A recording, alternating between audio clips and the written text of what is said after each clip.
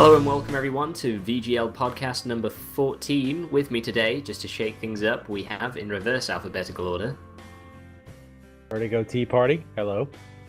RavenValor95, hello. Maddragon249. and me, your gracious host, IceBearJudges. Will you be judging us? Silently. Alright. So first on the bill, as pretty much always, let's talk about what games we've been playing. Same order as we introduced ourselves, so Vertigo, take it. So the game that I wanted to talk about, actually we've got a few games played and beat in the last 2 weeks, but the one I want to talk about is Banner Saga. I finally played it. What's funny is I went in not knowing the gameplay, like how the gameplay works at all. Like I knew it was an RPG, but I didn't know if it was like an action RPG or what type of game it was. I knew about the art style and everything. I was going to back it when it was on Kickstarter, but it was one of those things. I was good. Well, I'm not sure how much I want to put in. I'll check it out later. And then of course I check back later and it's already over. So I kind of missed the window, but no big deal there. So I finally got around to playing it. So basically what I'm trying to do this year is I missed so many good games in 2014 is I'm trying to catch up since the beginning part of this year doesn't have a ton of newer games. So it's going to be catch up time for me. Mm-hmm. But so yeah, Banner Saga is done. Banner Saga is done. Overall, the graphic style I really like. I really like that old school animation style that they went with. I think it looks really, really neat, really crisp.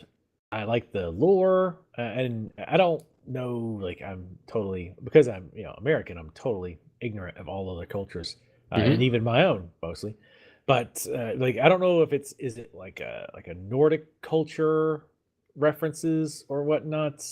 But regardless, I liked the lore, I like the background. The music was good. The story was really interesting. I'm kind of curious. How did you deal with the drunk?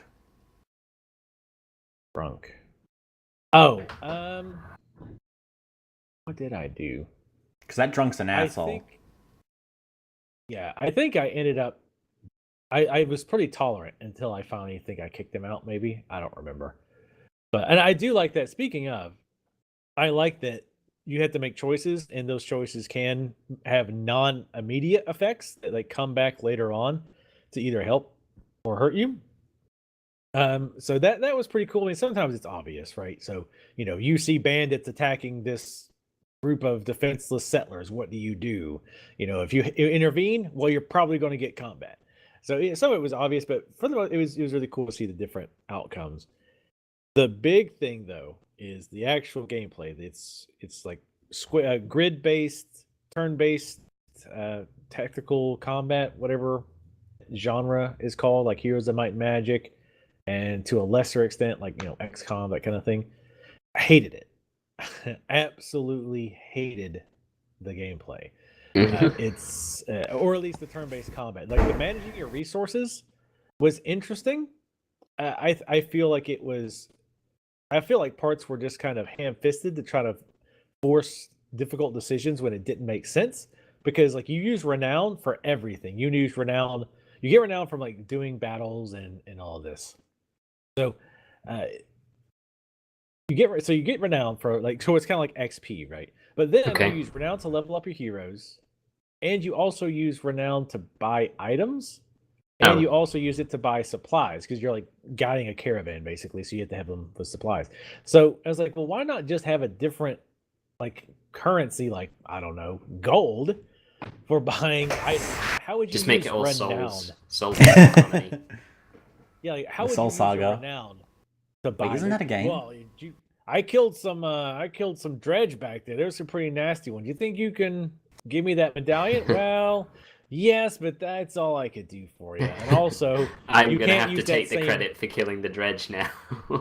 I get the renown. And also, for that. I'm going to tell the other vendor in the other town that you've told me about that, so you can't use that again, that boasting again, to buy other items.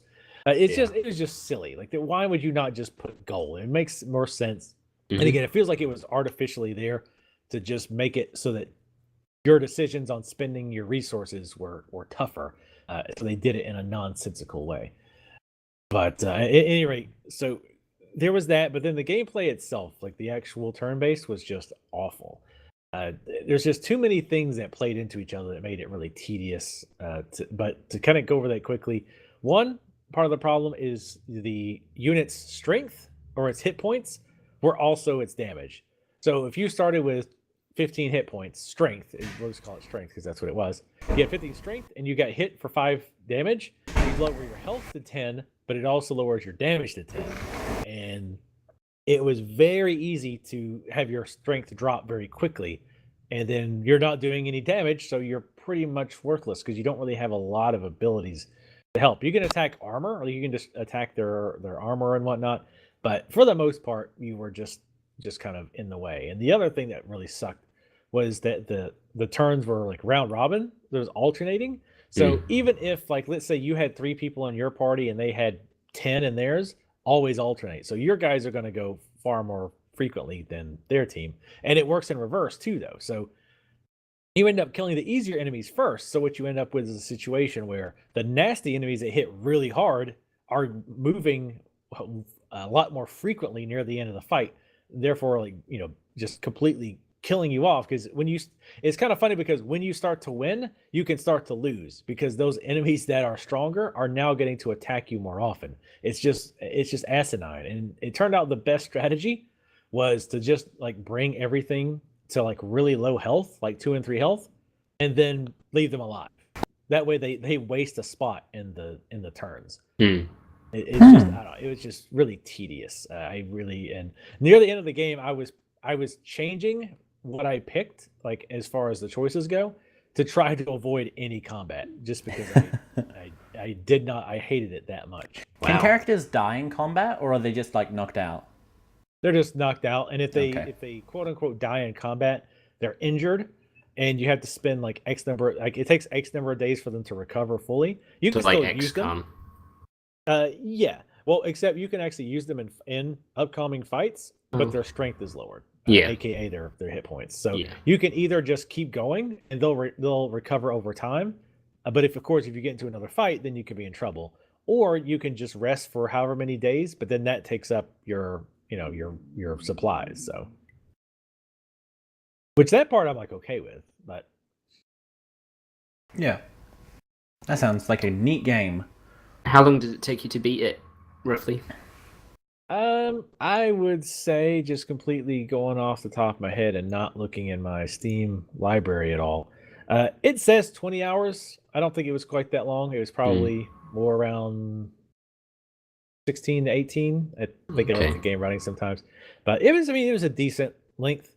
To be honest, though, if somebody's going to play it, unless they just really, really like this type of game, like the turn-based strategy, and they're okay with spending a lot of time trying to learn all the little ins and outs and things like that, honestly, I would say either watch a Let's Play of it, just to catch the story and see what it's like. Maybe one at VertigoTeaparty.com or YouTube.com/VertigoTeaparty. Anyway, I'm sorry, I'm not as practiced as you are. But I know you'll learn one day. But it's. And if you want to see some saltiness, definitely watch that, especially near the end, where I start to get really frustrated with it. But yeah, I would suggest that, or just play it on easy, because it's just and the thing is, when I heard about this game, like people talking about it, all I heard was praise. So at first, I was thinking, like, what am I missing? Like, what am I doing wrong that I'm just not getting this combat? Like, why is it so difficult? And then I was reading some article and I was reading the comments, and pretty much everybody was saying, "Oh, I love this game, except the combat is just awful." Multiple people were saying that, and like one guy was like, "Yeah, it's like to the point where I'll play it until I get into a fight and do that battle, and then I'll stop playing for a day or two, and then go back to it just because I can't stand it." So I'm glad to know it wasn't just me who hated it.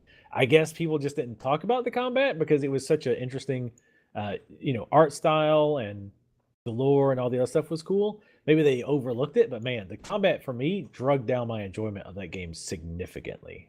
Turn-based combat games don't immediately, in my experience, they never really immediately turn me off. It's just like over time they really weigh you down, so it makes a game drag an awful lot more.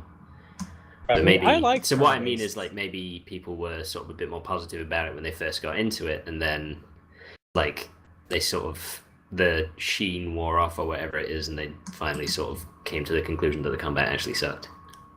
Yeah, it could be. I mean, it was so obvious to me though. Like I said, when I'm intentionally avoiding combat, because at first I was trying to get into fights because my thought process was, okay, the more fights I get into, the more renown I'll get, which means I can buy more items, I can level up more, make my guys tougher. So by the time we get to the end game, I'm ready to rock. But at the end, I was like, I just don't care. I just want this combat. I just do not want to get into any fights because I hated it so much, which is that actually reminds me a lot of my experience with Paper Mario Sticker Star, because that's another turn-based game where the combat is just completely atrocious and has no point to exist. Sticker Star is disappointing. But I have a question for you, Vertigo. So now that you've finished the Banner Saga, are you interested in the second one, or do you think you'll maybe pick it up when it's on a Steam sale, or do you think you'll just skip it entirely? I'm going to wait. I've already decided. I'm going to wait and see what other players say, because frankly, I think the game media is going to slobber all over it just because it's so... An indie darling? It's still interesting and unique and whatever. And it's an indie game, so... or though considering it an indie game, whatever. So I'm going to wait for players to play it and see what they say specifically about the combat system. If they've improved it and it's not as tedious, then I would definitely be interested to see what's going to come of the story. Because there was definitely more unanswered questions than answered questions by the end of the game.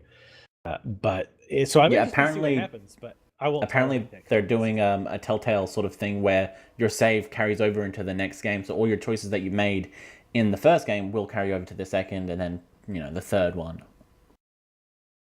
Right. Yeah, I would hope so, because like I said, the choices seem to be a big part of that game. Is making the choices, kind of dealing with the consequences. So I definitely would hope they would do that. Hopefully, they're not as bad as Telltale though, as not having your save game get corrupted. But we'll see about that, I guess. We'll talk about Telltale soon enough. Don't worry. But yeah, that was the game I wanted to talk about. Cool. So I guess that goes to me then. The game that I've been playing is Infamous 2, because after we talked about our most disappointing games last podcast, I was like, I want to play Infamous 2 because, was it really that much better than Infamous Second Son, or am I just, wearing nostalgia goggles, and do I just remember it being better than it actually is? So I played it, and yep, it's fucking great still. It actually has a lot of features that when I was playing, I was like, why isn't this in Infamous Second Son? There's this lightning tether that allows you to basically web sling onto buildings and get up there way quicker. There's the ability to quick swap between different powers, so you can launch yourself up into the air with ice, and then use this, fire ability to dash forward through the air. And it's just how did they manage to make a sequel worse? They've already figured out how to make a good game in Infamous 2. How did they just fire everyone and start again? I don't get it.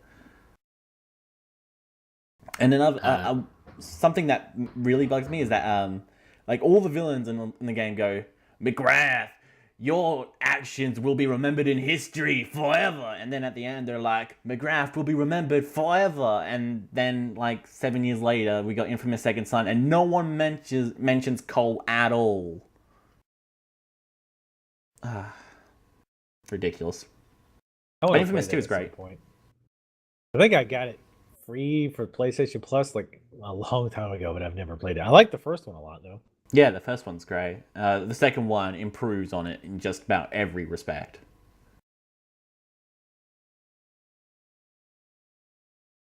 So that's basically all I had to say about Infamous. Okay. Maddragon? Yo, yeah. What have I been playing?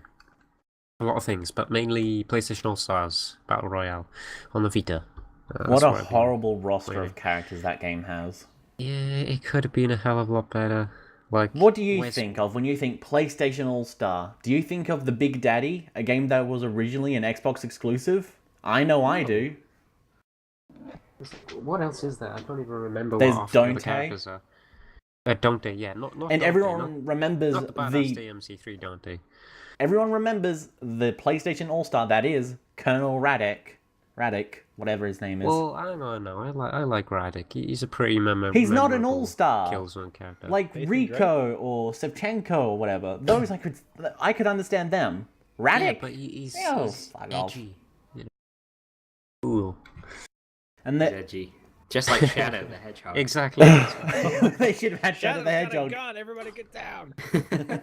No. Well, I mean, they have Dante in there, so it's essentially Shadow the Hedgehog. Yeah. They had all the wrong characters, you know. I mean, they got... the only one I approve of is Raiden. They got Raiden from Metal Gear Rising. That's a good pick because he's actually a good character now in Rising. He makes a lot more sense in a fighting game than Snake does. You know, they could have had but they could have had Snake in there. They could have had the proper Dante from DMC3 or I would have loved that. You know, but instead they got Dante.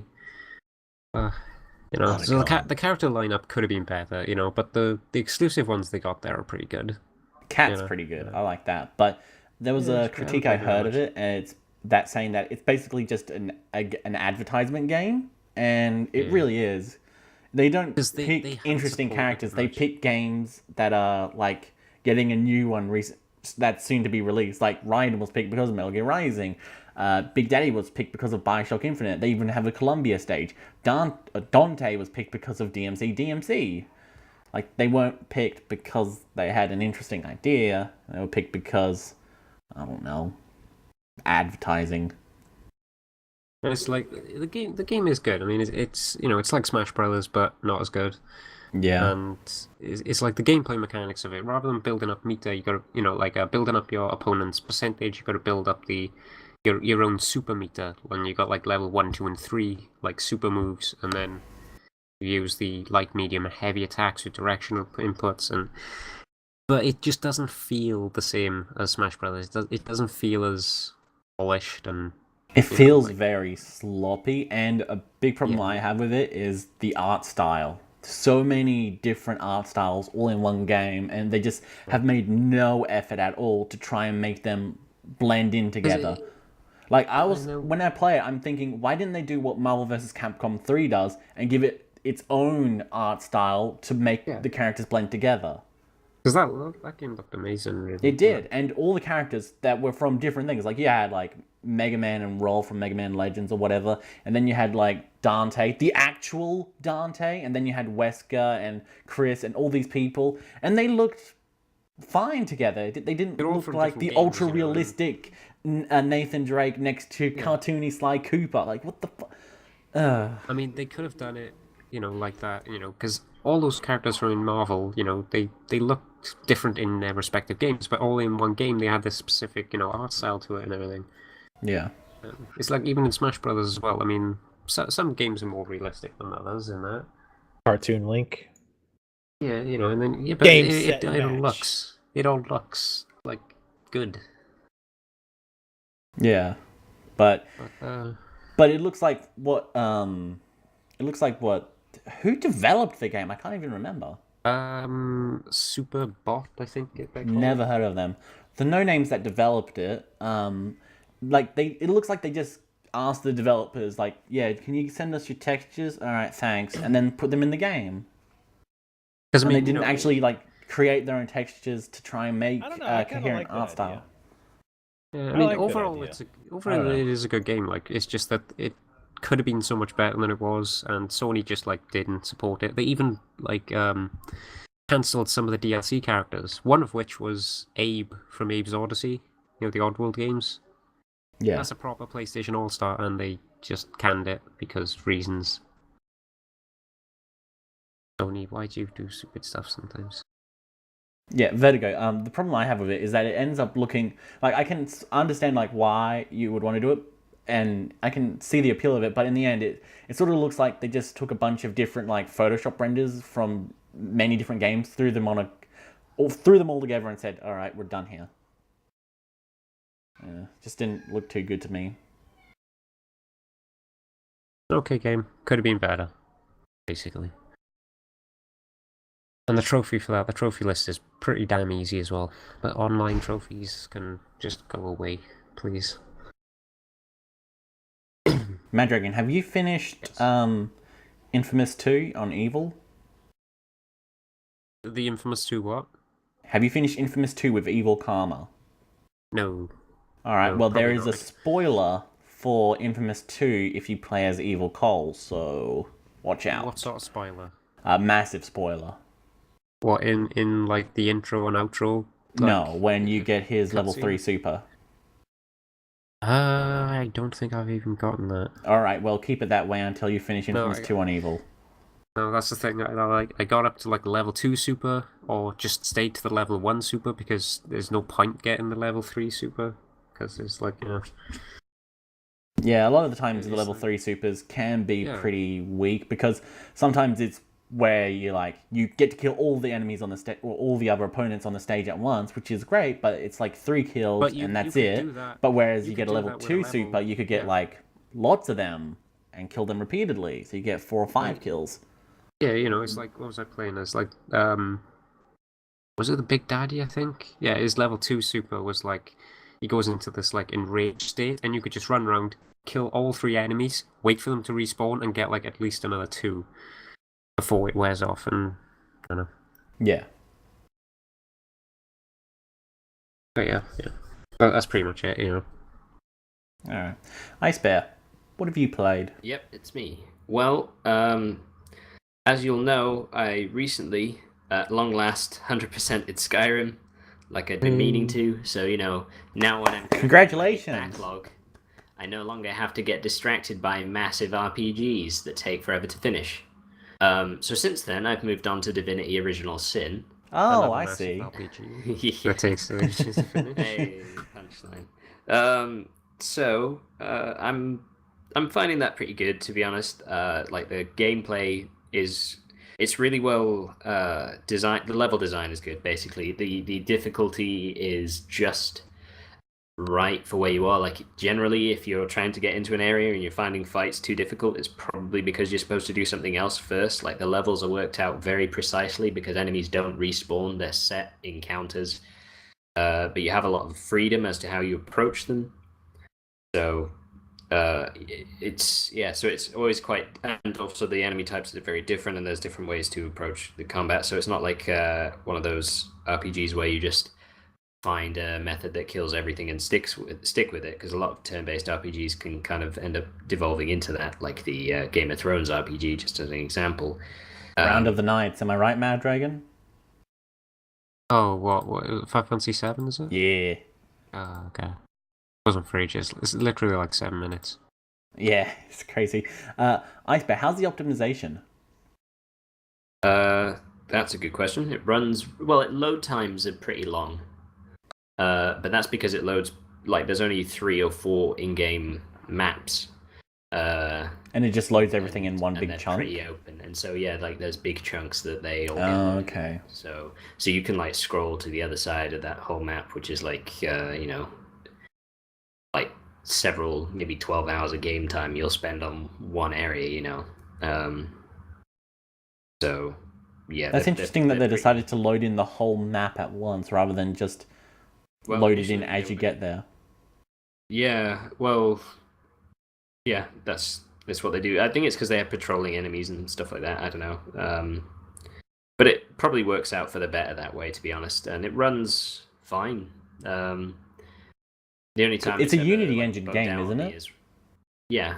Yeah. Okay. Because I found that Unity engine games tend to look like okay, but run like way worse than I think they should, considering how they look. So it's that's run interesting. Pretty smoothly for me the whole time.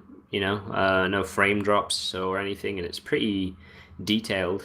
It is just the load times that take a little while. Do you say it's turn-based?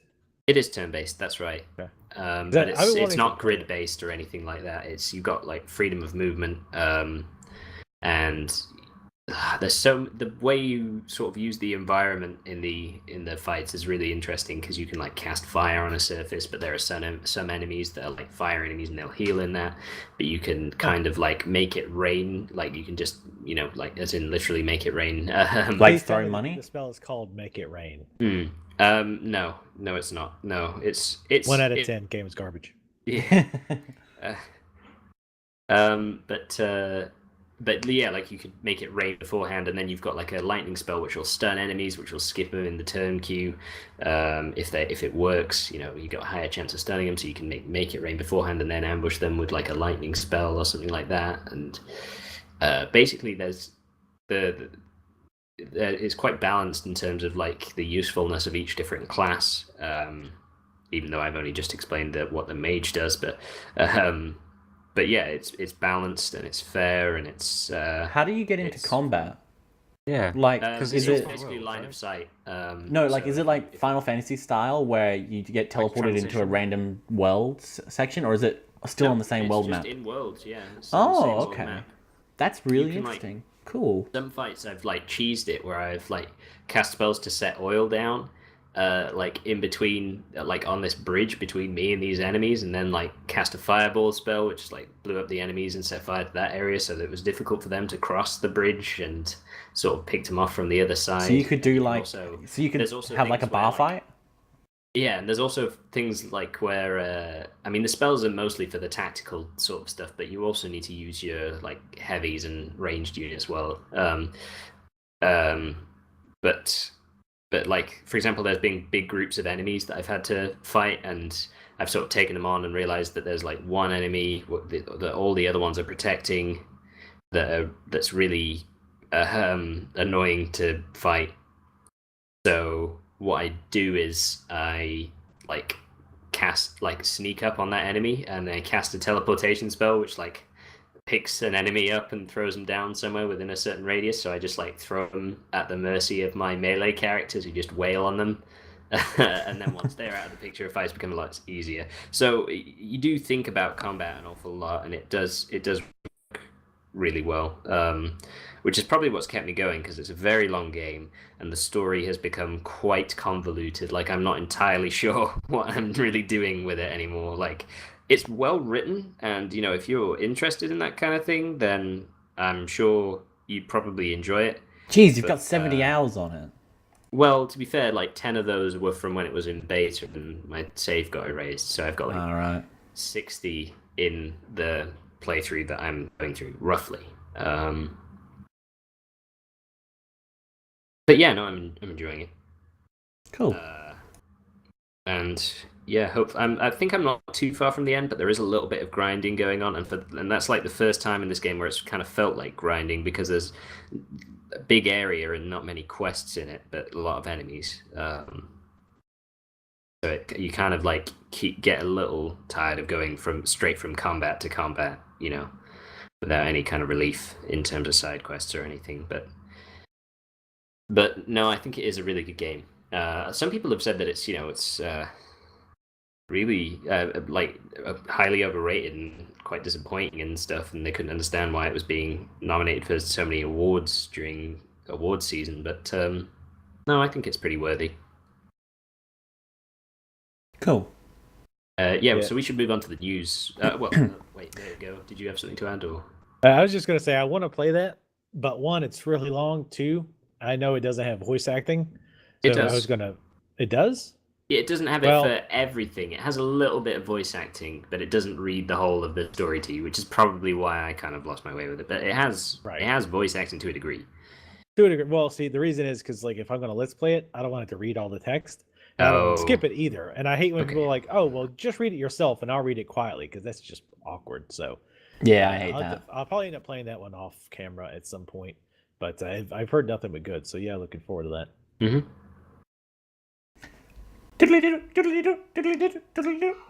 News. That's a terrible. It's an episode of Captain Pugwash. one of the two. I'm not sure. Well, Maddragon wasn't going to do it, and he's the news guy. Well, I thought we were do waiting it. for the right do it time. then. Do the news. Well, it's the time. Yeah, it's news time. That's better than It's whatever you marginally did. better, yeah. Yeah, mine was a bit Doctor Who'd up. Let's not get into that. Super Mobile High Definition Link Super MHL allows for up to 8K display at 120 FPS. HDMI 2.0 for comparison is limited to 60 FPS on a 4K display, and Samsung are already releasing a new TV with the support of Super MHL. Sounds awesome. Yeah, there is almost. Yeah, it's like really, really forward thinking at the moment because Danny has a 4K monitor and it's almost pointless to own it. From what I understand, it's mostly for VR. Yeah. So like, right. you know, like how VR has that screen door effect because the pixels are too large, and they can. Well, when you get really up close, the pixels are too large. So 8K it becomes more important, and for very believable VR, you need to have a high refresh rate, and 60 FPS is just not enough. Well, I get that they want to be first on the scene with it, so I guess it's a prospect for the future. Good to know that they, I mean, it's not too surprising that they're constantly working on improving screen resolution and stuff like that, because it's always been heading in that direction, and I'm sure it will continue to do so. But I probably wouldn't be buying that new TV when it comes out. Yeah, probably not too soon. Has 4K TV at the moment. I mean, well, Danny has a 4K monitor. Yeah, but that's Danny. And a lot of the time, the funny thing is, he had to replace his power supply because he was trying to play games at 4K on his monitor, and his computer kept turning off. And at first, he thought it was overheating, but actually, what it turned out was that 750 watts wasn't enough. So he needed a bigger power supply. I think he's at 350 now. So yeah, what was happening was he was maxing out his power supply. Just from the monitor. Yeah, from playing games on a 4K monitor. So oh god. See, that's the reason one of the reasons I didn't go that route, because I ended up buying a new monitor somewhat recently, and I was like, well, should I get like a really at first I'm like, yeah, I'm gonna get like a 28 or even a 30-inch monitor. And I was like, well, when you go to record, it's gonna bring your system down. So I was like, yeah. So I went with a 23, but God, the 8K monitor or TV sounds pretty damn sexy. yeah, TV. I guess it would probably support it a lot better. Like it would have its own integrated power supply and wouldn't just turn itself off. Well, actually, your electricity bills would be off. They'd be insane. But yeah that's. Something to look to. That's the thing as well, is that power supplies tend not to be keeping up with other developments. So, like for example, in smartphones and stuff, the reason why the batteries aren't very long lasting is because they keep thinking of these new features to add to them, but battery technology is still not like. See, what I hear is that they want to make them so thin so that even if batteries did get better, what they would do is they wouldn't like give you a better battery. They'd make an even thinner battery using the new thing and be like, look, it's even thinner now, and it's got basically the same lifespan. There's that to a degree, but also like laptops and such are kind of in the same territory. Batteries are just struggling still. So yeah, maybe when they release power supplies that can kind of support 8K, because like what kind of mad setup are you going to need to be able to support 8K for gaming? That's going to be preposterous. Yeah. It boggles my mind. So, you need Danny's computer. Yeah, you would. That's the next step. Well, I imagine what we'd all use an 8K monitor at 120 FPS for is to play Transistor, right? And speaking of Transistor, it sold 600,000 units. Yeah. Wow, what a completely unplanned transition. I know. That was as smooth as segues get. Wow. So anyway, yes. Transistor. That's another game I need to put, who here has played that one? I've played it a bit. We all have, yeah. Well, probably but me, apparently. Yeah, it was my favorite. I beat the first boss, and I haven't gone back to it yet because video games. Raven. I'm sorry. Raveny, Rave. I do like the music, and the game looks gorgeous. Although I'm so far I prefer the combat of Bastion over Transistor, but I haven't given it a fair enough shot.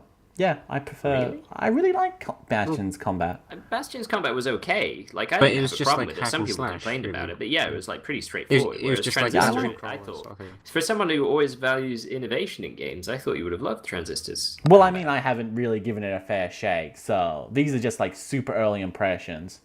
Whereas I've played Transistor like 2-3 times. So Bastion. yeah. What? You played Bastion 2-3 times. Are you sure it's pronounced Bastion? What do you think it's? Bastion. Wait, hang on. I said Transistor. I'm Bastion. pretty sure it's just like a regional difference. I would Well, say I've Bastion. played Bastion 2 to 3 times. I've played Transistor barely any. So, whatever. It's kind of like how you'd say the name Sebastian, because I would say Sebastian, but you would say Sebastian, presumably. Because it's correct. Well, it's just a shortened way of saying Americanist. the exact same thing. It's not of like course- even different phonemes. Aluminium shorter. or American, aluminum? we try to get the shortest cut to the end, anything possible, so that we can be done and relax and tell everybody how busy we are. It's going to be shortened to Bash in the near future. That sounds south. That was very southern. Bastion. You know that boy Bastion? He's a good old feller. The music in Transistor is fucking fantastic. The composer over at Supergiant Games, style. oh my god. Darren The Moore. artists and the musicians and it's amazing. That's the thing, is it's just so complete. Like the gameplay I really loved. The story was a little hard to grasp at first, but it was, rewarding and interesting. The setting was amazing. The artwork was fantastic. The soundtrack was great. It still blows my mind that Supergiant Games is comprised of former EA developers.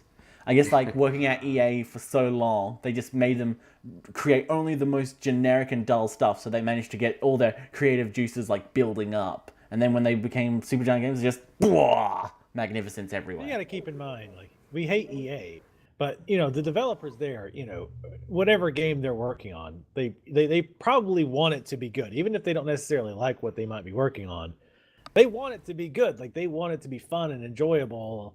And then, they're either rushed or it gets released too early. I was just making a joke. Yeah, I understand that everyone does work their hardest. But I can never let an opportunity to make fun of EA slip. So, people do gotta understand. the developers a little bit too much. Just say, oh, why did the developers make, like with this whole H1Z1 thing? People are like, why did the developers make it pay to play? It's like, well, the developers didn't do that. It was pay to win? The suit people. Pay to win. What did I say again? Pay to play. Pay to win. Pay to play. Damn it. That's an old one. That's a stupid mono. They want me to give them $60 to play their game? Play your games. You should be paying me to play your game. This is ridiculous. I'm giving you valuable feedback. Who are you, the Yogscast? But yeah, so on a non-Raven playthrough, how long do you think it would take to actually go through the game and enjoy it instead of speedrun it? Hey.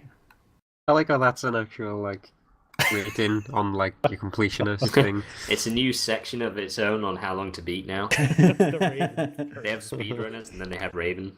Come on, I've only completed a few games this year. 100 odd, isn't it? 10 this year. I've only completed 10 this year. I think it last year. Yeah. Ridiculous, I've completed one. Well, you completed Skyrim, that's different. You Which I actually started completed last year. it.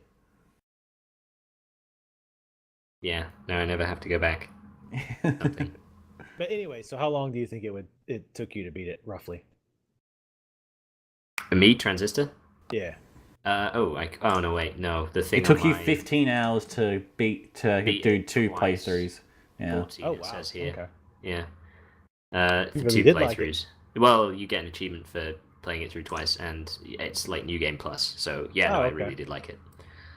It's the same as Bastion, really. You can do all the challenges and stuff, and they have debuffs to make it harder. They don't actually have difficulty levels, but they do have debuffs. I forget what they're called, but they make it harder for you, which I think is pretty interesting. That's pretty cool, because it's on my list of games that I need to go back and play that I missed in 2014. Yeah, So, same here. I was just curious. I'm trying to knock out some of the quicker ones right now. So I've got Transistor to play on the PlayStation 4, and the PlayStation 4 is a good system, which is probably why it sold 18.5 million worldwide. That could be why, yes. Yeah. There's also... There. Yeah, thank you. So, 18.5 million PlayStation 4s have been sold. Is a console? the PlayStation Plus. Wouldn't it be funny if I were to just look at the document and it would say that 10.9 million PlayStation Plus subscribers exist? That would be funny. I said funny. console, didn't I? I meant store. Oh, that could have been a smooth transition. You could have. Okay. Yeah. So 18.5 million PlayStation 4s have been sold through to customers worldwide. This was as of CES when they announced it, as well as 10.9 million PlayStation Plus subscribers. This is across PS3, 4, and Vita. I'm both surprised and not surprised at the number of PlayStation Plus members, because like on one hand, like, you know, I know it seems crazy to us, but there's, you know, a significant market out there who still doesn't have their consoles hooked up to the internet at all. At least last I checked, which, to be fair, that doesn't seem crazy to me. That was one of the arguments I had when Microsoft was all, Xbox One always online, we're idiots. Well, yeah, that's true. But still, I mean, that's still 10.9 million. But on the other side, if you have PlayStation and you all have the internet, I think you're crazy not to have PlayStation Plus. But for PS4, it's basically essential to play online and stuff. But if, you know, the more PlayStation consoles you got, it makes it just like even more crazy not to have it because of the free games and stuff. Right, absolutely. Yeah. And there's other, and I can't even remember, but there's other cool stuff that comes with it. But yeah, it seems crazy. Discounts. Yeah, like 10%, I think, isn't it? Yeah, it's normally like 10% off of any already existing deal. And then, you know, and you can actually get it cheaper sometimes on eBay, like the year membership. You can pay less than whatever it normally costs. I mean, not like a ton less, but significantly less. Like, I don't know, just I barely use my PlayStation 4, but I still keep PlayStation Plus all the time, so I can grab the free games, because I eventually will go back and play them, especially once I get a capture card. But yeah, PlayStation Plus is just such a crazy good deal. I just can't see not using it. Yeah. Although I imagine... I wonder what the comparable figure is for Xbox Live, because you'd have thought that something that offers a significantly worse deal would be well, they still do the same sort of thing. Popular. They sort of like copied PlayStation Plus. Oh, that's right. It's been a while since I actually had Xbox Live, but yeah, no, they more or less copied the PSN model now. Yeah, when the PS4 started out selling the Xbox One, they did start to make their online service more similar to Sony. So like Games with Gold, and now Xbox entertainment apps no longer require the subscription, stuff like that. So and it's probably around the same. And they do the free games. Like Witcher 2 was the free game this month, I think, which is, you know, good choice. And on Xbox One, it's D4, Dark Dreams Don't Die, which is apparently like the Japanese version of a David Cage game. I heard it's really good, though. Yeah, I've watched a Let's Play of it. It's really good. In spite of what you just said, it sounds good. To be fair, I've not played any of his games, so I have no opinion one way or the other. Who? David Cage or Swery? Either, I'm David guessing. Cage. Oh. Yeah, neither one, but David Cage specifically. All right, because Swery is the guy that made Deadly Premonition, which is an insane game. Makes no sense. I've watched the Let's Play of that, but I like the Hey, look of it. what do you think, Zach? Who's Zach? Like, are we Zach? I love that music. My favorite part is that music. Oh, the whistle? Exactly what I'm talking about. Yes. Yes, I love that as well. Oh God, I love that. It's so good. So much. Swery is such a weird guy, because like he was asked like if he could add something to Deadly Premonition. He was like, I would like not fix the atrocious frame rate or anything. He would add the ability to take showers and ride a bike, and that's it. What a at the same time, or I hope so. It would have to be more of a unicycle kind of deal, I guess, depending on how big this would be. It's like it's an upgrade from a walk-in shower. It's a cycle-in shower, so you just like you have it in your garage and you just cycle straight home and get in the shower. Late for work? Wow. Don't worry. Now you can go to work and shower. You'll be there in no time. You can have those ideas for free, Deadly Premonition guy. You can have those on the house. But yeah, the PlayStation 4 has sold a lot. It's really good. Yeah, it's great for Sony. Yeah. One of the games that I think a lot of people are most excited for to play on their PlayStation 4, though, is Metal Gear Solid 5. And Metal Gear Solid 5 recently came out on the PC, and as modders are known to do. They've modded the game. And what kind of mod, Raven? Well, for Metal Gear Solid 5 Ground Zeroes, there is now a newly released first-person mod for it, which is pretty insane. That is insane. I love how... Insane is the term I would use, but it is pretty cool. It is cool. It's cool. Kojima, being a playable Kojima, that's insane. Playing as our one true god, that is insane. So does that make it basically like kind of a Shadow Warrior kind of deal? Except you don't really run around stabbing people to death, but very similar, I guess. Oh, I was thinking more of Metal Gear Solid, Metal Gear Rising Revengeance. Okay, so Metal Gear Solid is much different. It's a stealth game. Right. Think Splinter Cell. So it'd be more like this looks really interesting. Splinter Cell. Oh, okay. Okay, never mind then. But that's cool. I mean, Splinter Cell's third person anyway, isn't it? Yeah. Yeah. Is it? Okay. Yeah, so it's Thief, not great. Thief well, Splinter Cell has a first-person section in it. Is it? That's awful. Oh, whoa. Oh, I mean, be careful. Reboot, we don't talk bad about Thief. Reboot territory here, talking. Okay. Yeah. All right. Be specific. So I like the original games as well. Well, Walking it is called into dangerous Thief, territory. just so you know. The game is called Thief. I'm pretty sure it's the only Thief game called Thief. I still need to replay the old ones. I replayed the first one about a year ago or so.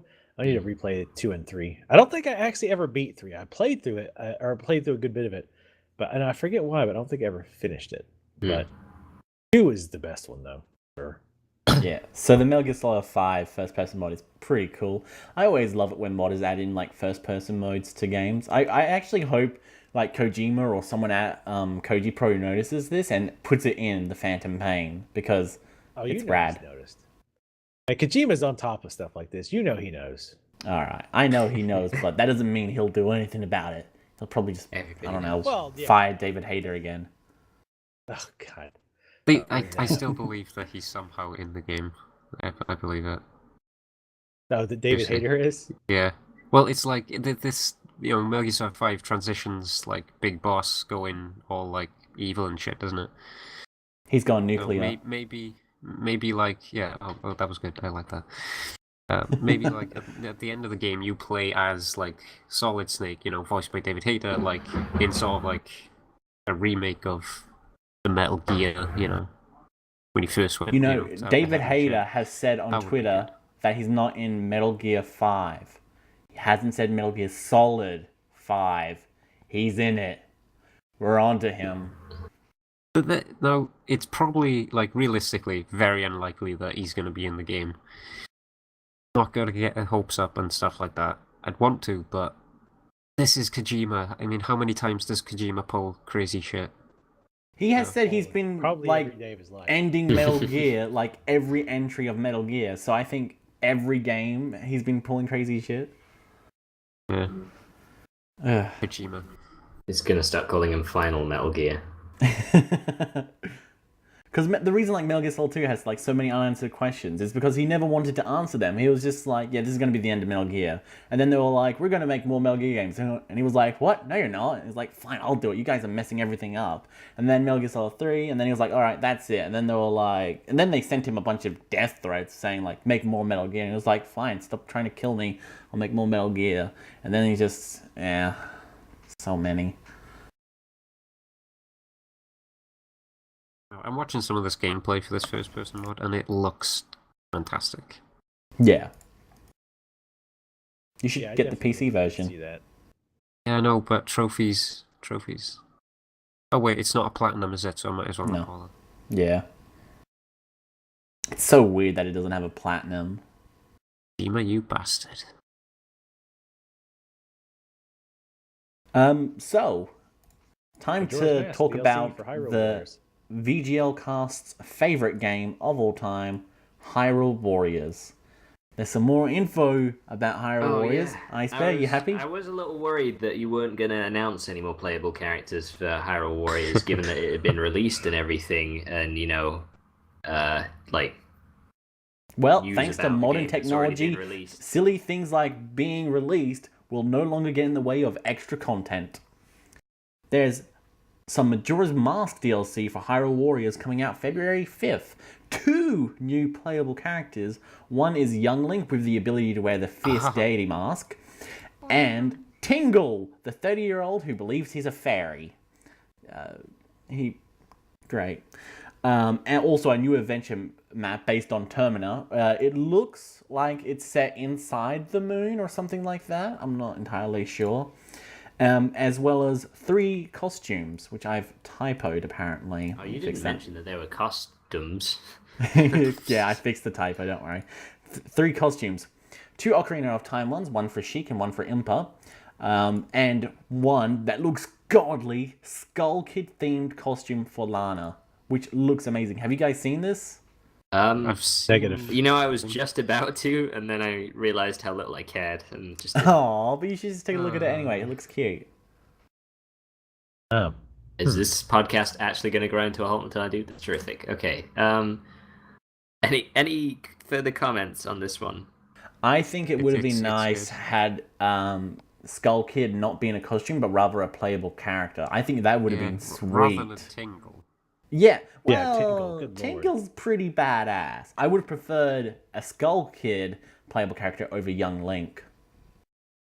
I don't know. Skull Kid with the ability to wear Fierce Deity mask.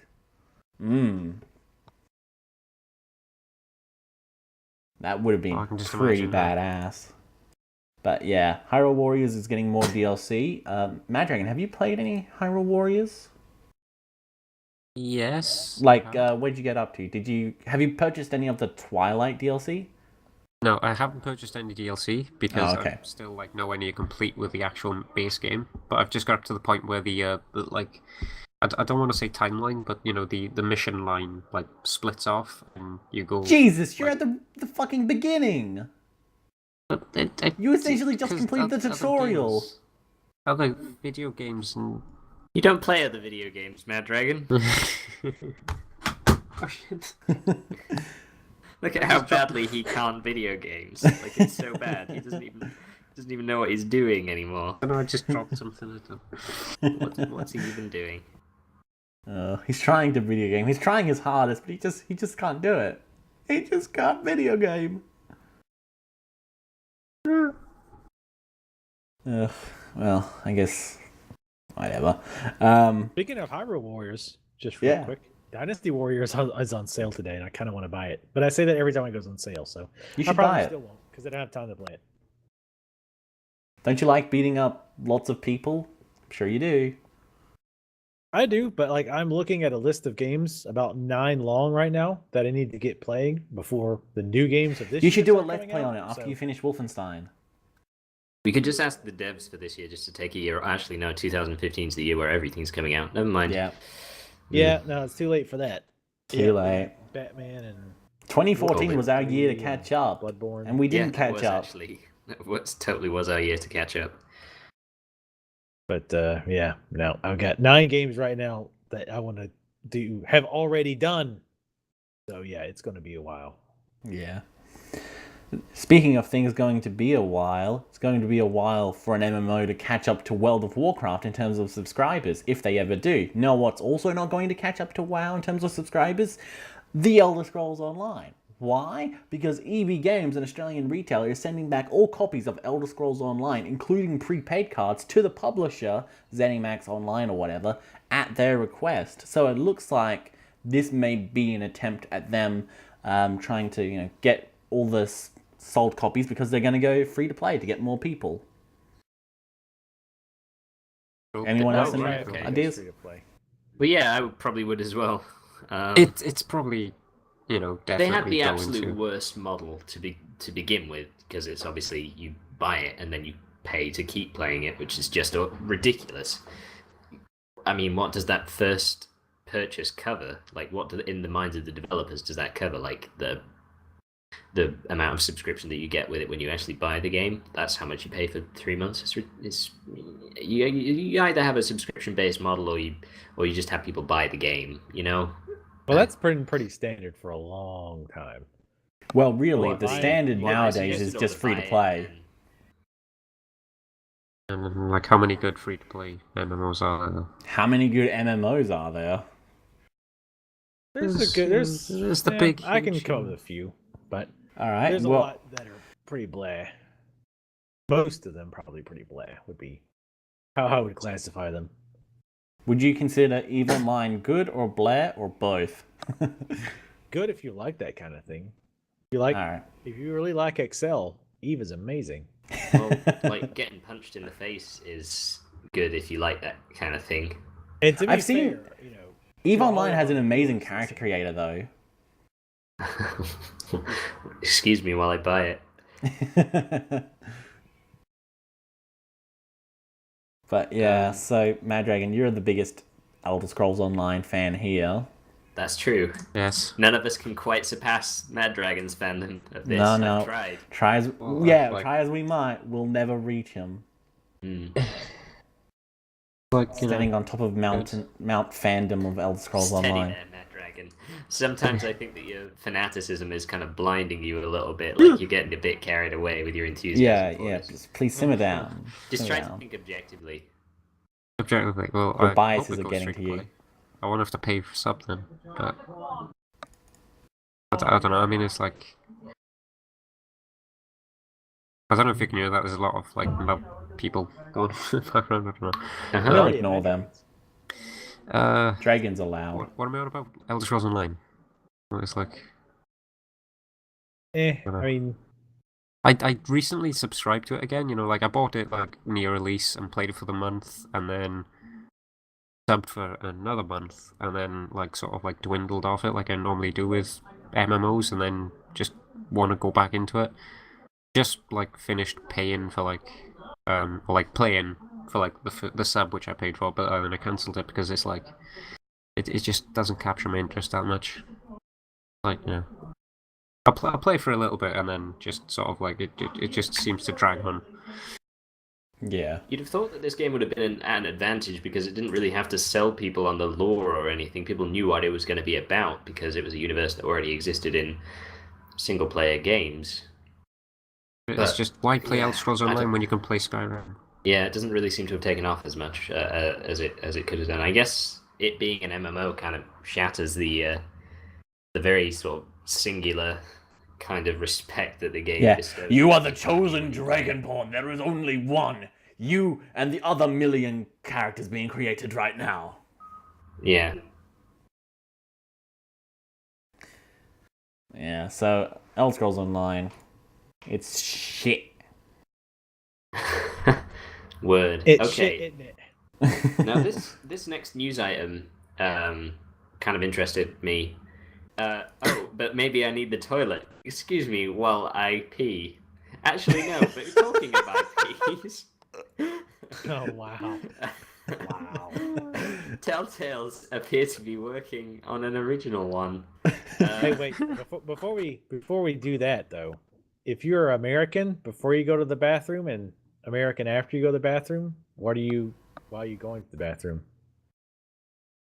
European? Oh, I see. Yeah. That hurts. That hurts. You asked for that. You deserve that. I did. Okay. You deserve it for the IP thing. So Telltale's working on an original unannounced IP. Which is kind of surprising considering how much of a cash cow, like, using existing IPs has been for them. They seem to be taking on an awful lot at the same time, because at the moment they've got Game of Thrones, they've also got Borderlands. Tales from Borderlands, and they've also announced the Minecraft How is that going to one. work? I have no idea. They've got to work that out. There's people kind of expecting another Wolf Among Us season. There's Walking Dead Season 3, which they've confirmed a while ago. Yeah, and that too. So there's, 5 different ones? Their writers are going to be busy. Yeah, but still, it's like, those are like established like IPs and stuff that they work off. Yeah.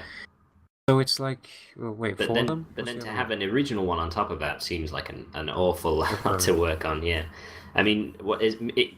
There's a sneaking suspicion that it's just like a new Sam and Max title, but I don't really know. Unless Sam and Max isn't an original IP. No, I don't think it is. Oh, what Sam I think and it Max was from? Yeah, I think it was an adventure game before, and then they made like a sequel to it, like the Monkey Island games. Been around for years, isn't it? Oh wow. So would this be their first? Yeah. Well, no, there was that Texas game. The poker thing or whatever. I think that one had original characters in it. Game that So used that's the characters from closest. other games? That one? No. Before that one. See, people only pay attention to that one because, original. But, man, I gotta look up the name of it. Telltale. Is it Poker Night at the Inventory that they made? No, they made I think I know what 2. you're talking about. Not the Poker Night at the Inventory. Telltale Texas Hold'em. Wow. So they've made a poker game. Yep. And with oh my god, look at the What was the amazing plot like in that characters. You have to make heart-wrenching decisions on which cards to play. Yeah. I linked an You go for image. the straight. It looks pretty good. I'm hyped. Oh, wow. Okay, wow. Player 4 will remember that. Just this guy staring directly at you like the guy on the left with the mustache. Holy crap. Terrific. So they have done it before, so chances are it's going to be a poker game. Oh, wow, you stuck that in there. That's great. Yep. Nice. Wow. Okay, well that... Yeah, okay, well, I don't think there's that much more to say about it other than that it's unexpected. It's quite a lot for them to take on. We have no idea what it is because they haven't announced it. Hope it doesn't suck, because Telltale is very hit and miss. There've been more hits recently, thankfully, but I was gonna say, before there used to be a lot of misses. Didn't they do the Jurassic Park game? Yes. But that's been a while. That was Like the game they made before The Walking Dead. The one just before The Walking Dead. And I remember a bunch of people being like, oh man, The Walking Dead game's gonna suck by Telltale, because they made Jurassic Park. How could it possibly be good? And then Back to the Future ones too. Yeah. I like the Back to the Future ones. I don't know. I didn't play them.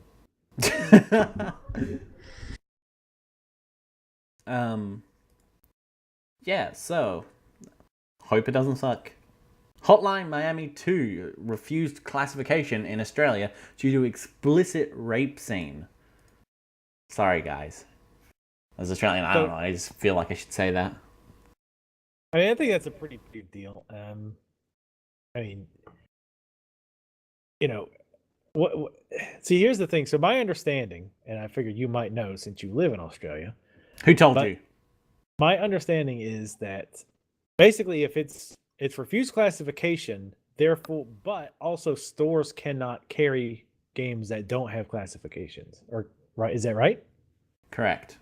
So that applies to consoles. Inadvertently banning it. Yeah. So it can still be released on something like Steam or the App Store, but it won't ever be released on PSN, and it won't ever get a physical release or anything like that.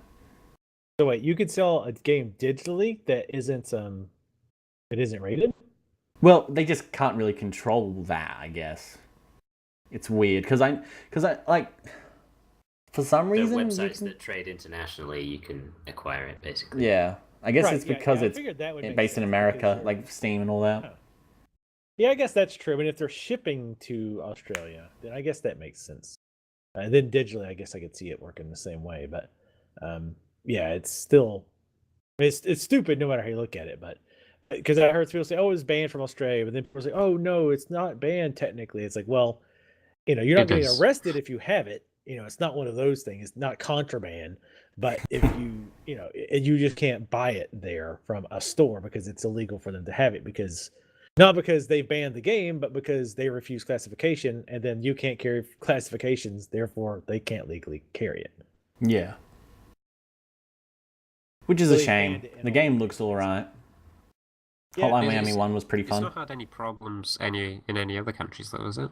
Well, there's been, nothing like legally, but there's been a lot of controversy surrounding it, but that's about it. Exactly. Yeah. About this very scene. I played the demo at Rezzed a while back, and I don't think this scene was actually in the gameplay demo, even though it already existed by then. It's just interesting, I thought. You had to actually. There was an age certification thing. You had to get past, and they didn't check my ID, but if there's somebody looked underage, like under 18, then they wouldn't let you into that booth, which is funny because it was just a booth with Shadow Warrior and Hotline Miami 2. Just a tiny little corner of the place with like a velvet rope thing. You know, Shadow Warrior is available. It's funny, like they're selling those off when like 50% of those games are available for retail purchase here. I don't know. I thought that was funny. Yeah. I generally don't think any game should be refused classification because it suggests that there is no age of person mature enough to handle the content in there, which is pretty much never the case. Like, it's insulting. Yeah, exactly. It's very like, nanny. If you are 21 years old you like it's still like you can't be trusted with this material. Like, what if they were like allowed to have a classification where it was like 40 plus? Would they? What difference would it make compared to someone who's like illegally an adult? You know. I don't know if I can play that. I'm only 39. I don't know if I can handle it. Like, if they should just. These 16-bit sprites commencing fake intercourse. Sort of thing is in. I mean, I would rather that scene wasn't in there, to be honest, but because largely, well, I wish they'd have like a different drum to beat on other than like the same thing from the previous game, which is like, oh, this game's super violent and. Well, that's the big criticism of Hotline Miami 2 in general, isn't it? It's too samey, because originally it was going to be DLC, wasn't it? And then they were like, well, we could just make a brand new game, and that's like, what they've done. It's pretty much exactly the same, except I think it's like a slightly different era, like art style wise. Not that there is much to the art style. Really? Because I was looking at some of the stuff, and it looked very similar, like the faces and stuff. It looks a lot like an expansion pack. Yeah, that they're selling at retail price or full price. It feels exactly the same as the previous one, and it's got exactly the same message to it, which you can tell pretty much straight away. Like, you know, I don't see why they needed to put that in there, but at the same time, so much other media includes that sort of thing all the time. Like, are you not going to sell the Game of Thrones books on the same basis, or is Hotline Miami 2 just too real? People are shitting their pants over. Is that? I think some of this. Like, I think some of those. Like, I think Australia has banned like some of that sort of stuff. Like, other types of media that bans, like, has rape in it, they will be like, oh, I don't know, refuse classification, stuff like that. Books? Probably, wouldn't be surprised. It's Australia, so. Yeah. Yeah, that's true. You're in Germany, head to head. But like, yeah, I mean, and that's the other point. It's like, you've got other media like this, especially books, that deal with this kind of thing. But yet, the thing is, people want to have it both ways.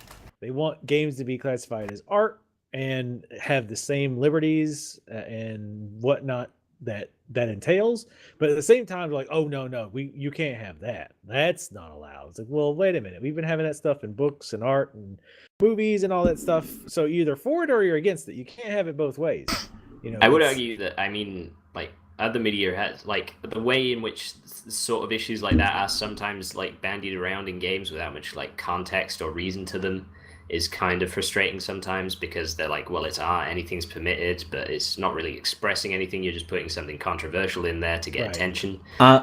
So like, I feel as though it's probably like kind of a cheap move on their part. Like, the whole premise of the story is a bit like hatred in that way, isn't it? Just something controversial for the sake of it. Yeah, for its own sake. So like, they're not like paragons of the form or anything, but still, like, on principle, it shouldn't be censored in any way. Yeah, I was just looking up the wiki. Sorry, it's irrelevant to what their intention is to me. They want to do it, and you'll never know their intention, right? You'll never know it. You can speculate, you can guess, you can feel pretty confident that based on history, based on what you see, blah blah blah, you can guess what their intention is, but you'll never really know it. And once you start saying, well, we'll allow this if your intention is acceptable by us, then that's a whole can of worms you don't want to go down. So regardless of, and there's plenty of games that have that type of material that I wouldn't play because it focuses or has that type of material, but I'm not going to turn around and say you should also ban that because I think it's offensive. That's hypocritical. Like the Daily Mail of video games. Like, oh god, you shouldn't ban it, but you really shouldn't buy it. Right, yeah, like that's, there's certain games that have that kind of thing. Like, I don't ever talk about, I don't say the names of those games. Like what? I don't care to give them publicity. So like, I just don't play them. I'm not saying that they shouldn't exist. I'm not about to encroach upon the rights of these people that make these games. But on the same token, I find them a morally just repugnant, I guess, is to go with a popular. It's right to hell retribution, isn't it? Almost slightly worse. That game probably should have been censored for everyone. Yeah, that probably. Yeah, that's my one rule. Right, I'll go ahead and allow censorship, but everything else, just not the ride to hell. That was offensive on too many levels. I think it's hypocritical to say, well, I don't want you to censor this stuff, but you should censor this, or this should not be allowed, or we need to browbeat these people until they take it out. Because that's what a lot of people want to do, right? They'll say, well, I don't want to ban it, but let's browbeat this person until they don't want to do it. Let's ban it from stores. Let's ban it from Steam so that nobody can get it, which in effect is going to be censorship because the company goes under, because nobody can buy the game, stuff like that. Like there's hatred. Like I don't really care if you think it's over the top. I don't really care if they had some more deep underlying meaning about people, America in particular's, which they don't. Love and fascination and with violence. I don't really care. I think the game should be allowed on Steam because it got voted by the community on Greenlight. And I think people who don't like it and find it offensive don't buy it. It's probably not going to be a good game. It's probably not going to be an interesting game. Thankfully, Steam has the ability to click ignore on a game, meaning it'll never appear for you on Steam. Yes, I agree. How about that? That's the best thing that you can if you don't like it, do with that sort of thing is ignore it. Like, so many other mediums, like they release stuff that's like dumb and offensive and just annoying all the time, but it's really easy to ignore it. So like a lot of popular pop music, for example, Nicki Minaj. That kind of thing. Like I hear about it maybe 5 months later through a joke someone makes on a panel show or something. Like I don't actually have to pay any attention to it, and it doesn't intrude on my sphere too much if I don't let it. So that's basically the response to that kind of material anyway. And I agree with Raven. I think you should have the option to hide a game like that because some stuff, the pictures and other artwork they show might be offensive or bothersome to some people. So I think you should be able to block that so you can't ever see that game again unless you specifically try to go to it or something like that. I 100% support that. I'm all about letting the developers or the artists or whatever you want to call them do whatever it is they want to do, unless they're doing things like it purposely, putting people's real life addresses in there. Well, then they're breaking laws. They're breaking actual laws when making stuff. So when they start putting malware on people's computers, stuff like that, then we're starting. Maybe no. But is it art? But, I'll defend their right to do it, even if I don't agree with the game or with the material that they put in the game. That's my big thing. And there's too many people who seem to be, I don't agree with the material, therefore I think you shouldn't be able to do it. And I fully disagree with that. Yeah. Like I hope that hatred doesn't make a penny and the developers go bust, because it's it's abhorrent to me and it doesn't have any message to it. Thinking of that reminds me, IceBear, this is just slightly off topic, but it released on Steam. War Z sold 2.8 million copies. Fucking what? Because of the controversy. Controversy, I should say. Just to be contrary. Damn it. But I guess the false advertising. Bad. I mean, it's the same with films and music and stuff like that. Every media, like you'll get stuff that's so bad that people will pay special attention to it, and or just bad stuff that's lauded as being excellent. So you got your Twilights and whatnot, and that's just going to happen in every form, really. So I don't think censorship's really ever the answer to it. It's just something that happens, and if we're going to treat games as media like film or TV or books or music, like we absolutely should, because it's basically just a combination of all of those things. Then there's nothing really warrants complete censorship. See, the funny thing is though, there's a lot that isn't worth watching. Video games are getting treated the same way. It's just that Australia is treating all media kind of shit. Like there are other films and stuff like that being banned as well for featuring rape or being about rape and all that sort of stuff. So it's like, stop, please. Just stop. Yeah, no, that's too much. I mean, our internet's censored for porn in the UK, so... I heard about that. That's I forgot about that. Yeah. The dry spell for you guys. Well, I'm so sorry for you. Yeah, well, you have to opt in, is the thing. Oh. Have you? Oh, so you opted in day one for the porn then? No. But it's wink, like, wink. It's so do you have it or? But like, well, it's. Do you want me to send some to you? Look, Raven, it's fine. But getting to the point is because I'm worried about you. Things where like whoever stands up, nobody wants to stand up for like people's freedoms in that case because it's an unpopular thing to do because you're defending something that is viewed in a bad light. It's like comparable to the censorship thing I'm talking about here because like when when they were debating it in like the House of Commons, they were just like, we were thinking we should ban, and then they just like squint at the piece of paper, pornography. Never heard of it myself, but apparently it's immoral. It's a big thing on the net, I've heard. Yeah. Well, I can fully believe that like no politician in that room was at all in touch with the modern internet trends, but yeah, that's kind of a bummer, or the opposite of that, I suppose, for people who are into that kind of thing. Yeah. Well, a bummer as well is Broforce not coming to the Xbox One all-in-one entertainment system due to the parity clause. I actually think that's good for them, largely because they can afford to do so. And the Xbox One, the more that games become unavailable on that platform and available on other platforms, like Transistor, for example, is only on PlayStation. It's not on and PC. Xbox One and PC. Yeah, well, it goes without saying, Raven.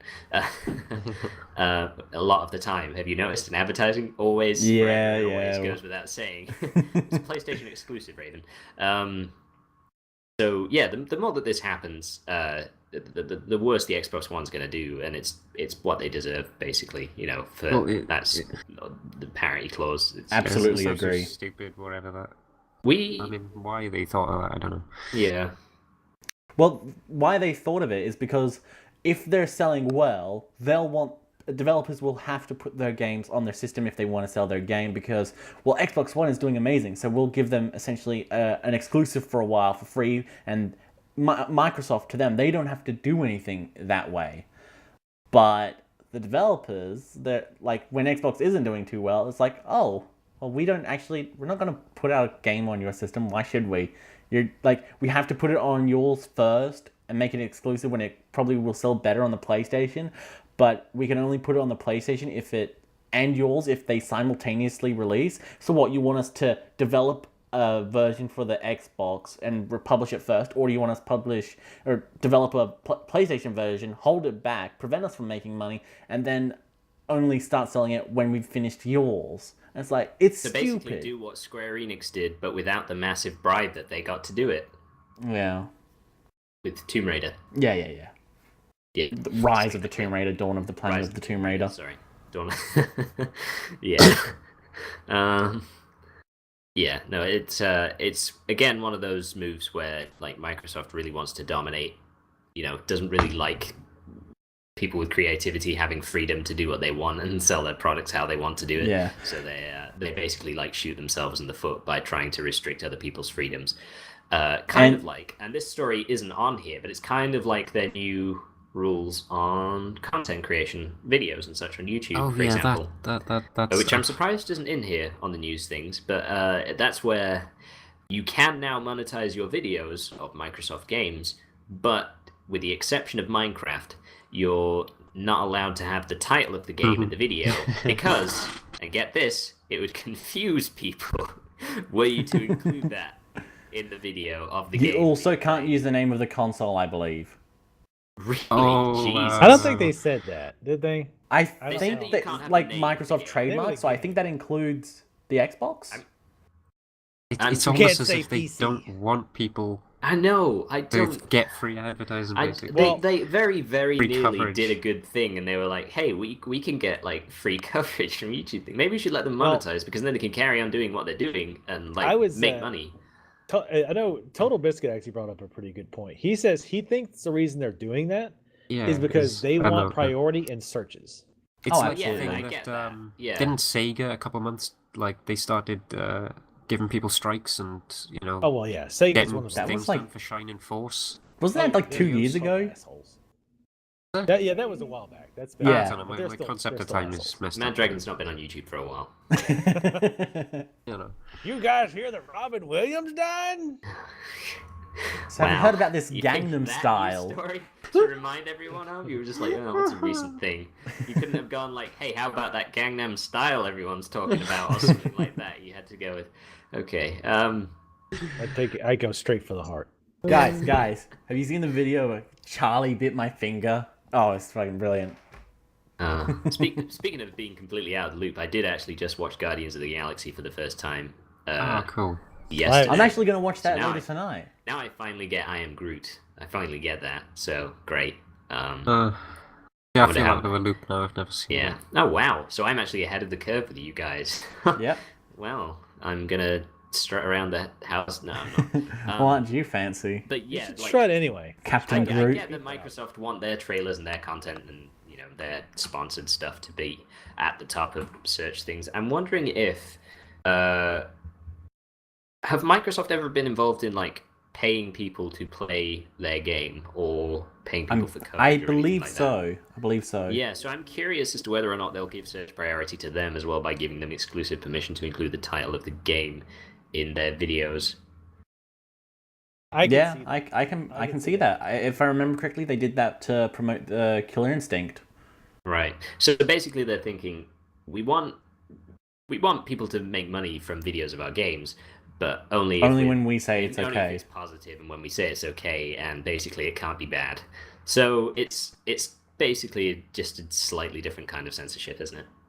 Because they're deliberately trying to hamper the visibility of content that isn't officially theirs or something that they've sponsored. It's just going to hurt themselves even more because like people are just going to look at it and just go, well, why should I bother covering it? And Yeah, exactly. I mean, if you, I'm guessing that part of the reason why they didn't do this with Minecraft is just because they would have to ban half the videos on YouTube if they banned every video that had Minecraft in the title. Like YouTube, that would be Minecraft and other stuff. Google service would shut down with the automatic takedowns on that one. But yeah, it's well, like it was like I was saying to Raven, it's like 2 steps forward, 1 step back. They still can't quite do like a good thing without shooting themselves in the foot somehow by doing something that worsens customer experience. And so long as they just continue acting this way and just refuse to learn from the fact that like their desire to have a monopoly is what's stopping them from having a better market share, is what's holding them back. Until they learn that, they're just going to keep carrying on in this way, and Sony are just they're going to be laughing all the way to the bank, really.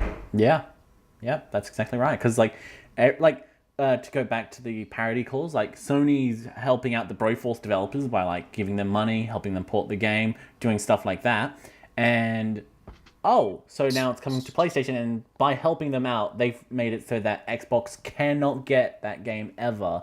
Just by helping them out. It's the same way with Ultra Street Fighter 4. Because Sony's lending a hand to Capcom, Xbox can never get that game now. Unless they decide to, just make an exception. Get things onto console and like showcasing their wares at events and stuff like that. Like with Assault Android Cactus, which I think is being ported to some Sony devices. I remember the that's coming to all of them, isn't it?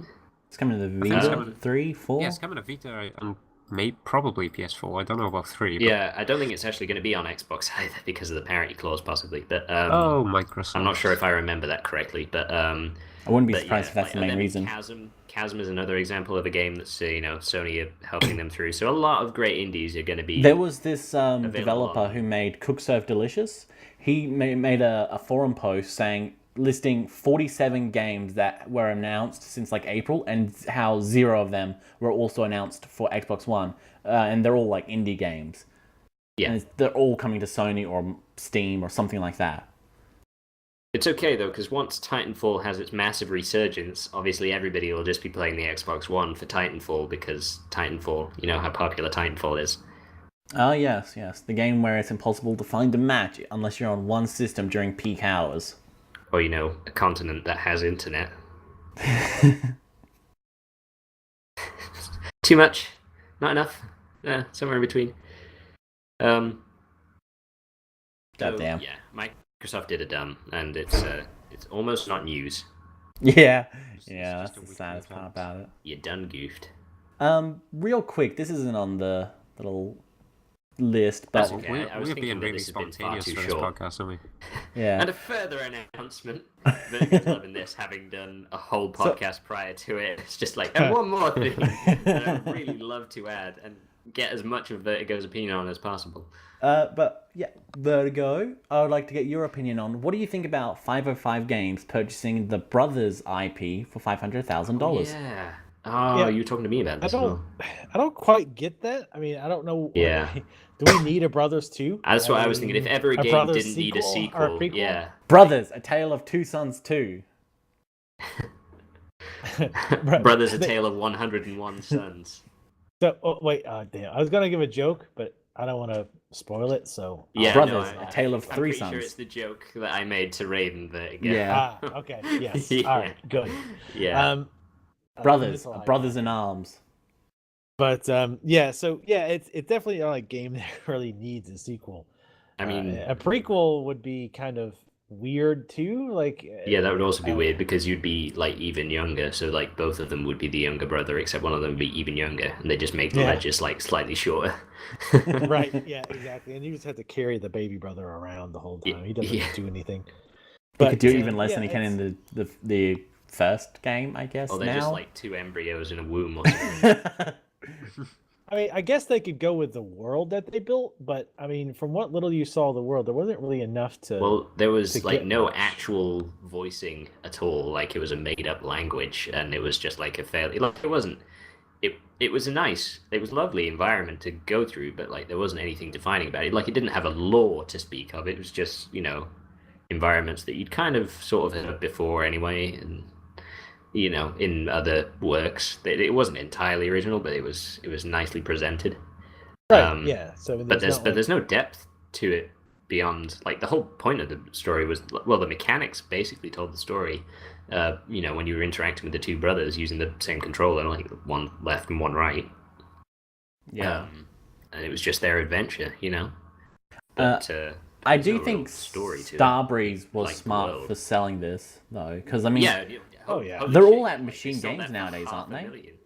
I think that's where the majority of Starbreeze went. Like they went to Machine Games or they went elsewhere, and so the people who were there and made Brothers are gone. So they're like, may as well get money for it. We're not going to be using this anytime soon.